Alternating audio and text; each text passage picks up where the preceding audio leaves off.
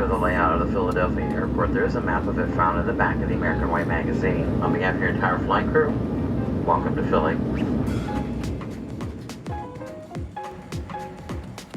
Christmas time was a big deal for me when I was in college. I was working and going to school at the same time, which was actually really difficult. But having that job meant that I could save up money for the holidays. I learned that I really like to do all my holiday shopping in one big trip. I had this motto: I'm not leaving this mall until I check every name off of my Christmas list. At the time, I lived in the Philadelphia area, and there was no better place to go for Christmas shopping than the King of Prussia Mall. It was and is huge. It was the biggest mall I'd ever seen. It seemed to go on forever. Well, I left Pennsylvania in '99, and I haven't been to the K of P Mall since probably 2000. So it's been 17 years, way too long, but I'm back. You're listening to Where We Buy, the show about the things we buy and the places we buy them. My name is James Cook. I research retail and real estate for JLL. This week, a Philadelphia story. I sit down with my friend Lauren Gilchrist. She's the head of research for the region at JLL. There's a lot going on in Philly, and I'm hoping she's going to get me up to speed. But first, I'm going to walk around the King of Prussia Mall with Robert Hart and Kathy Smith. They're both with Simon, the owner of the mall. They're going to be showing me around the new expansion. They added another 140,000 square feet. So now the mall totals over 2.9 million square feet. That's really big. It has more retail space than any other mall in the U.S. We're about 20 miles northwest of Philly, and the population in the King of Prussia area is not very big. It's maybe about 20,000 people. But the mall itself is the top retail destination in Metro Philly and beyond. The mall gets about 20 million visitors a year. All right, let's go in, let's check it out. Let's go check out the mall. Hi, I'm Bob Hart. I'm the manager of King of Prussia Mall. I'm Kathy Smith. I'm the director of marketing and business development. Last August, we opened up the addition to the mall, connecting the plaza and the court. It was kind of two huge malls next to each other, and now this new addition both connects them together and adds new food and luxury shopping. Yes, it's like a 155,000 square foot expansion connecting the two malls, and it includes some of our finest luxury stores that are positioned here, upscale restaurants, and other aspirational tenants. Amenities are very important to us here, and this is our customer service, which is our concierge. We have two of them. We have a customer service, traditional customer service area in the plaza, and this is a 5-star hotel-like concierge service where you have free newspapers, sparkling water, cookies, coffee, all free to the customers that come in here. I'm going to come back later and grab some sparkling water. I can't say no to that. I was going to say also the lounge atmosphere and the amount of space we have here gives us the opportunity to host store events, retailer parties, mixers, things with the Convention and Visitors Bureau for tourists. I read that you guys get 20 million visitors a year. About 25% at any given time are from outside the MSA, outside of our trade area. Now, 12% of those may be in-state, but within 150 miles away. So we have a lot of people that day trip in, bypassing their local malls to come to King of Prussia because of the diversity and breadth of the retail offerings. We have so many stores in this mall that are not found in other areas, that are unique to this area of southeastern Pennsylvania. I mean, Louis Vuitton, Hermes, people will drive longer distances to go to these tenants, and it's really one of the success formulas for the mall. We've installed 30 interactive mall directories. They're touchscreens, and customers have been immensely happy being able to go from one store to another through the touchscreen and to pull down local offers and store specials and things like that. I'm watching as some people use it, and it's really impressive. You can zoom in and out. It's like a kind of a Google Map type experience. Yes, exactly. We're standing out here outside in the new section of the mall by Neiman Marcus. Hermes, Louis Vuitton, Cartier, and Tiffany are long-term tenants in the mall that all expanded and moved up here last year and increased the size of their store. And it really has a nice feel up here, and they've been very happy. This has been very well received. Gucci as well. We actually have these two sculptures custom made to go here at the mall. One is here and one is a little bit further down on the other side of the expansion area. I'm trying to think of how to describe this sculpture. It's modern art. Well, it's called modern, absolutely. Abstract. I can't even put it into words, but it is definitely striking. Very modern here with the skylighting and the fixtures and the soft seating and tile work. Amenities are very important. The soft seating is, throughout the mall we replaced all the soft seating, the charging stations, to make the experience for the customer as pleasant as possible. I mean, at this point, we've got up to 60 of different types of restaurants, ranging from, a pretzel place up to Morton's, inside and out of the mall. Bob, you're more of a mayor than a manager, right? This is a city, isn't it? This is a city. There's over 8,000 employees that work at the King of Prussia Mall altogether, and over 450 stores at the mall. Keeps you hopping. There's a lot going on every day. So it looks like we're about to cross into... This is Savor. This is a destination dining experience that has a number of fast casual restaurants, as well as a kiosk in the middle that has a bar attached. Very nice. Get a lot of families here. We just put another order in for additional seating, upscale seating. This is full every weekend by customers. I see you have Shake Shack. This must be one of few in the area, right? We have two at our mall, actually. We have one outside and one inside.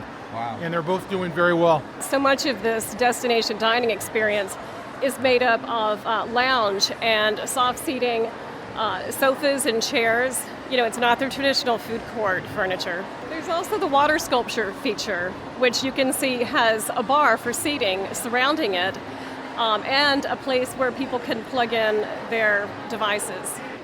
So we're walking up to a huge window on the second floor. We're overlooking, I see Macy's, there's a parking area. So before the expansion, this was the way you got from one side of the mall to the other, through the crosswalk. And customers had to walk out there, and now you can stay in the mall, and brand new parking deck to get you right into the middle of the mall. We've rebuilt a parking garage and added valet parking. One of the other leasing strategies in the opening of this expansion was to continue to lease to first-to-market national and international concepts. So when you're on this side of the property, you've got Altered State, you've got Super Dry, you've got Le Croissant. I probably didn't sound Le Croissant. Very good tenants, not high-end luxury, but aspirational. Now we're into the aspirational section of the mall, and it's been doing very well.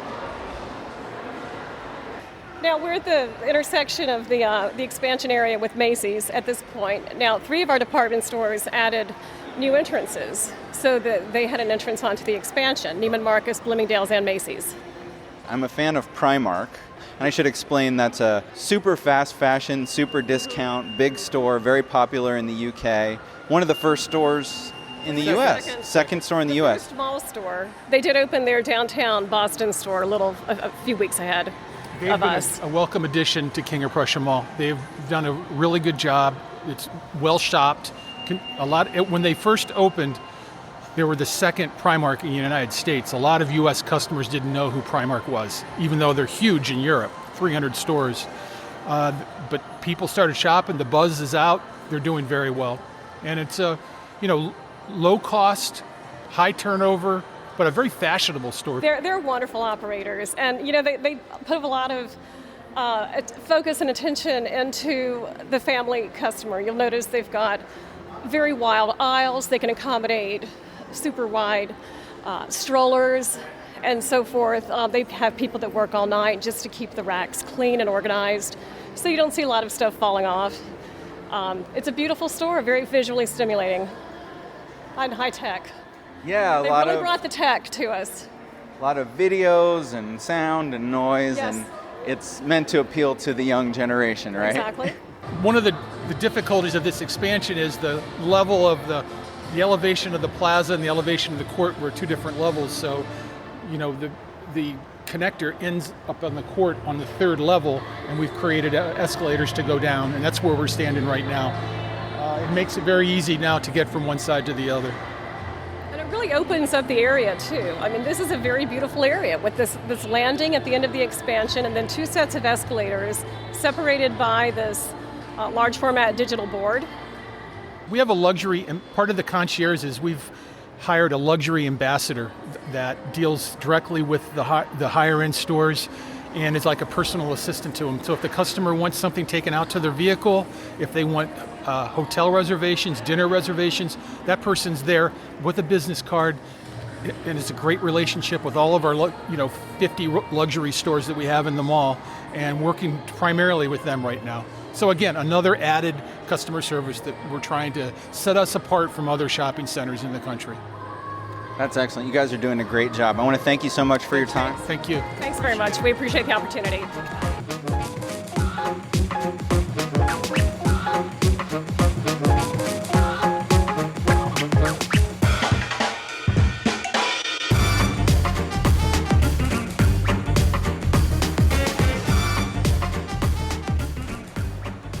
I'm Lauren Gilchrist. I'm the Vice President and Director of Research for JLL in Philadelphia. I'm super happy because I just had some Shake Shack, and you just had a milkshake. What was in that? I had a Nutella milkshake from the Melt Shop, which I'd never been to before. Yeah, and it was banging. You get it again? It was great. I highly recommend. You and I were talking before about the idea that city living is becoming more popular and more people are moving into downtown, into Center City.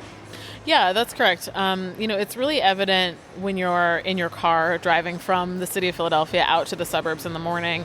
Over the course of the 20th century, the vast majority of our office jobs and office products shifted from downtown Philadelphia out to the crescent markets, the Pennsylvania counties that comprise the suburban part of the market out there. And so whereas we have 45 million square feet of office space in Center City, we've got 55 million out in the Pennsylvania suburbs. So you see that very clearly, and it's even been exacerbated more as we've seen people return to the downtown as a residential location. So when you look at the core of Center City over the past 15 or 16 years, we've added about 27% to the downtown population base.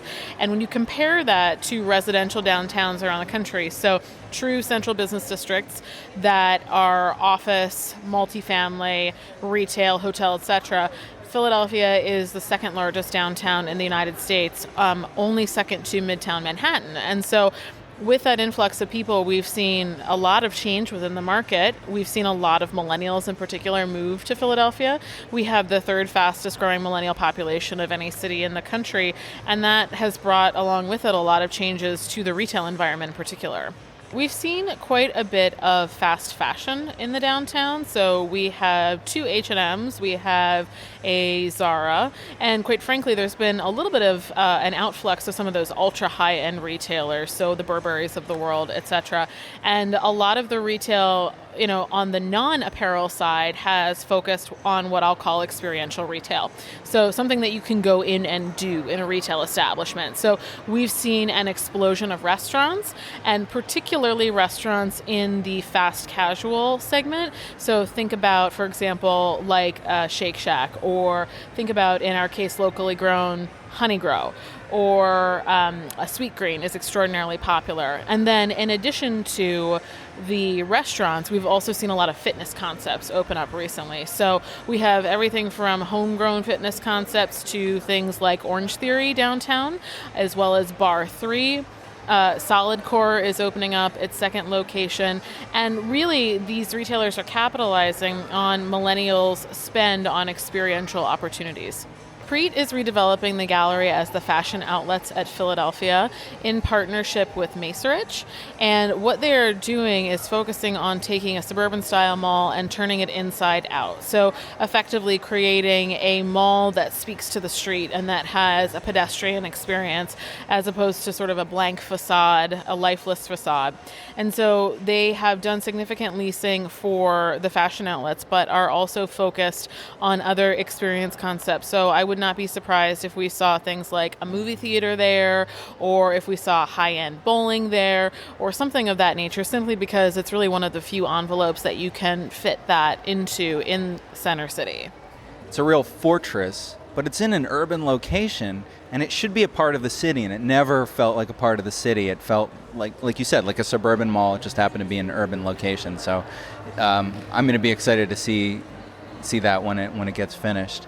One of the big office trends is related to gateway offices for suburban companies looking to open a smaller outpost in the city to be able to access and capture highly skilled workers. We're in a very low unemployment environment right now.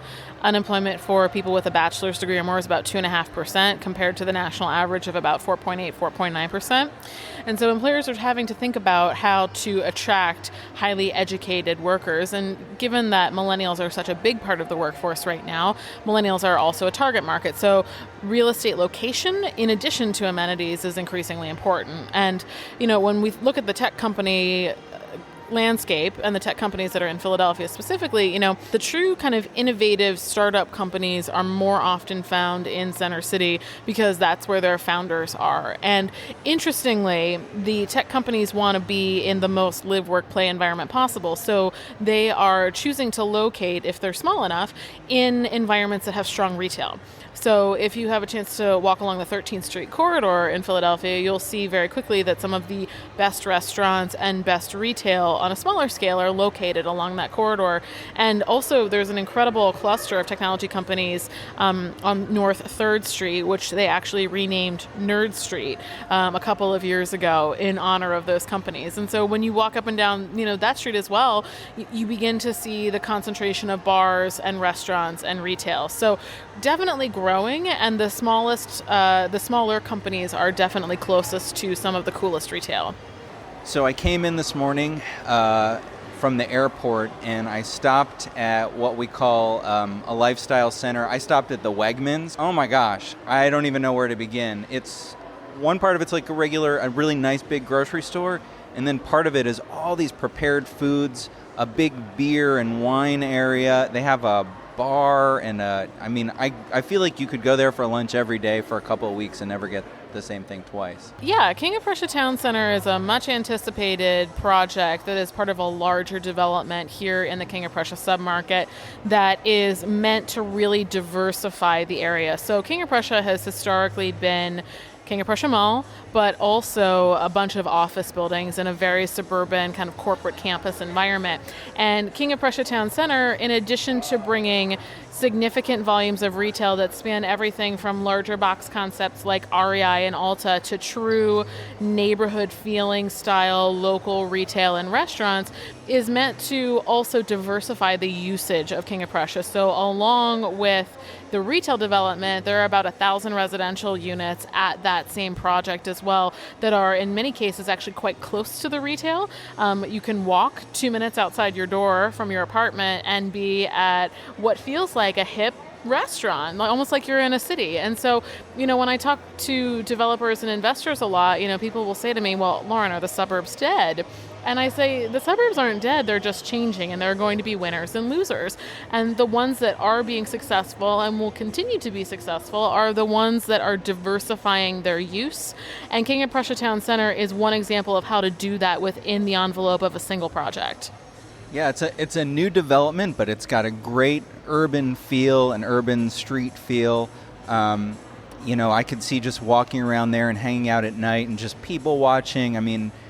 People keep saying to me, well, will all this residential be successful in King of Prussia? And I said, even though millennials really do like urban environments, and some I do believe will stay.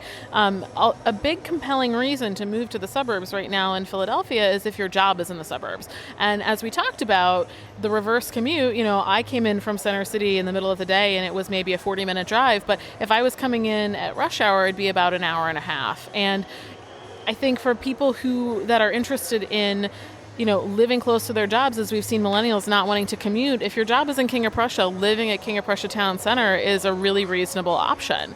And I think that the market has responded. The project is, not even complete, and the retail is significantly leased and occupied at this stage. And they have, hundreds more residential units yet to deliver.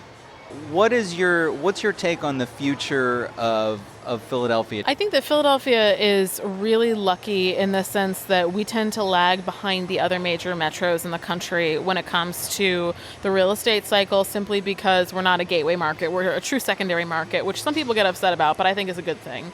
And in this particular market cycle, we've fundamentally changed a lot of aspects of the market as a result of the level of investment in new construction and rehabilitation. transit-oriented mixed-use places continue to succeed. And even in the suburban parts of the market, we're very lucky in that we have development patterns that surround our train lines, our regional rail in particular. We're really in a new era for the region. Fantastic. Thank you so much for your time. You're welcome. Thanks for having me. Okay, well, one follow-up question. Where's the best cheesesteak in town?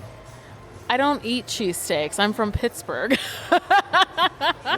Is there a cheese, what's the local sandwich in Pittsburgh? Primanti's. What is that? Primanti Brothers is kind of like a cheesesteak, except the Pittsburgh twist on it is they put French fries on the sandwich. So I won't go get a Primanti sandwich, but I'll go and get a salad, and they put the French fries on the salad. If you had to twist my arm, though, I do like Tony Luke's. They do a chicken cheesesteak, so I'd recommend checking that out. It's not, the traditional Pat's, Geno's, but it's well worth a little trip to South Philly.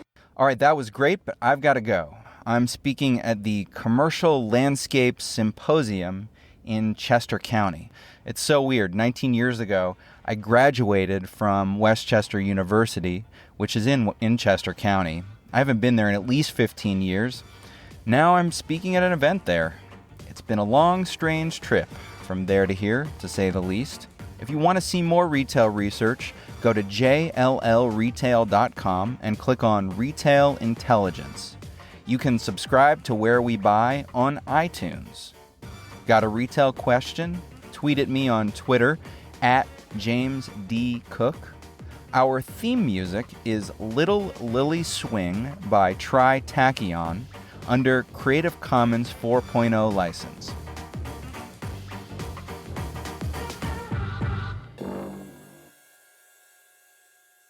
And also recently I've been loving Butcher Bar. So basically they focus on meat. And I'm dying to go check out the brunch meat trough with friends. So basically they put together a trough of meat, pancakes, bacon, potatoes, eggs, the whole 9 yards. You need like 4 or 5 people to go eat this thing, but it sounds amazing. So it's a literal trough they bring to your table? That's my understanding. Oh my gosh. I gotta go there. I gotta check that out. You do. You absolutely do.